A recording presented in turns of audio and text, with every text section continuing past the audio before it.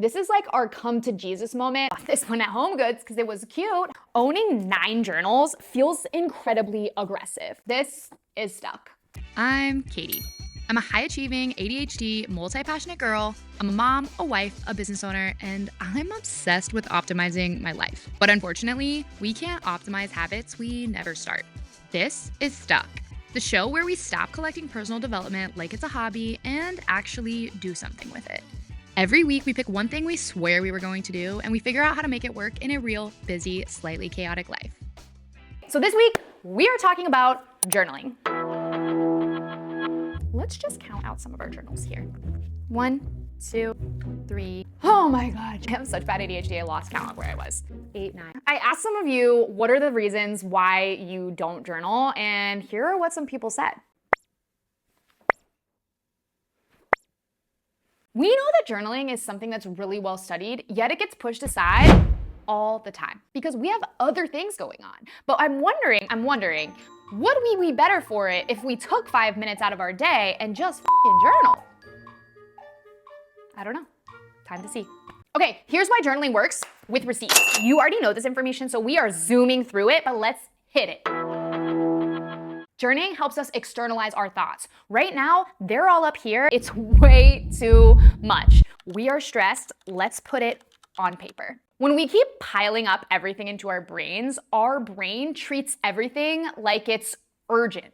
But everything is not urgent. And then it's hard for us to decipher, like, what is actually what needs to get done? Like, I don't know about you, but as a high-achieving, multi-passionate ADHD girly, prioritization is so hard.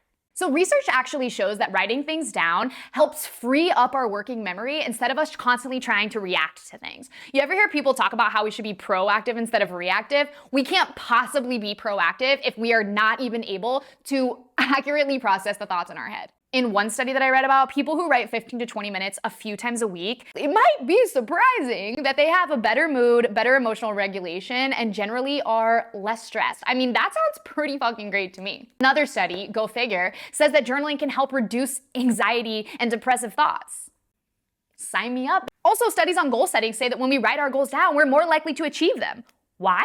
Because writing slows our thinking, forces specificity, and ultimately helps us really put things into words. Also, side note, I feel like writing is dying, so really being able to put pen to paper feels like super sophisticated. We know journaling's helpful, so why aren't we doing it? I feel like it's just so overwhelming. Honestly, it's like I can't fit one more thing in my day, but yet here I am scrolling on Instagram, so I can. And I will. And you're gonna do it too. For the ADHD brain especially, we need to put things on paper or we're gonna literally lose our minds. We are not dumb. We have all heard this story before. Millionaires, they report that they journal and that it helps them start their day. We know journaling helps trauma. Journaling helps us manifest. So why aren't we doing it? That ends today. The excuses, gone. We're not dumb, we're busy. So let's break it down. You're gonna choose one. Let's get into it. Option number 1. This one is so easy. It's so stupid easy. It should literally take you 60 seconds. And if you're spending more than 60 seconds on it, you're doing it wrong. 1-sentence journaling. Today felt because easy enough. Make it poetic. You do you, but it will make you feel successful because you can write 1 sentence a day, even if I have to hold your hand. We can write 1 sentence a day. Option number 2, pros and cons list. Now I'm gonna go ahead and repackage that because I don't really love the way that sounds as an advertising marketing girly. So we're gonna call it roses and thorns. This is a line down the paper. What went well today? What didn't? What is on your mind that you're so excited about and what are you dreading? You get to decide how you lay this out, but this is helping us really put some ownership over like how are things going and like where do things need to improve?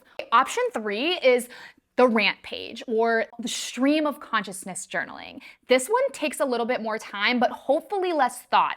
You are writing whatever comes to mind. And I would say our goal here is to fill up half a page. Now, obviously we're high achievers, so let's call it a whole page, but let's end at a half a page because we got shit to do. You are writing whatever comes up, really being true to yourself. What is coming up for you? I don't want any expectations. I'm literally writing whatever's coming to mind. Those are the 3 options that I'm gonna recommend this week. However, we're all high achievers and we want extra credit. So I'm gonna tell you about one other type of journaling, but I learned about it from one of my favorite podcasters, Les Alfred. This type of journaling is called best case scenario journaling, and here's why I love it. It kind of puts that manifesting spin on things, and I don't use it on a day where I'm gonna be in my sweats all day, my kid is sick, and I'm barely scraping by. Not a day for best case scenario journaling. Really putting into the universe what we want to see out of that day. Now, I'm gonna give you a quick little story about some best case scenario journaling in, let's find it here, my yellow therapy journal. I bought this journal back when I went to therapy trying to figure out if I wanted to be a mom or not. And at one point in my therapeutic transformation, I decided this is it, I'm ready to have a kid. And I started best case scenario journaling as if I was pregnant. Now, I know this sounds a little silly, but our brains actually don't know the difference between perceived and real. And so it's important for our subconscious that we're speaking what it is that we want, whether out loud, in our thoughts, or on paper. So I actually would journal, and I have a couple of old entries that were fun to read back to about like, I am so grateful for this pregnancy and how cool it is to be carrying my son, which at that point I wasn't even pregnant yet. A little woo-woo, so it's not for everyone, but again, for my high achieving besties, that's your extra credit version. Again, do not pull that shit out every day.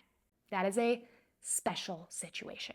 We're holding hands, we're doing it together. There is no reason why we have time to scroll on social media, but we can't fucking journal.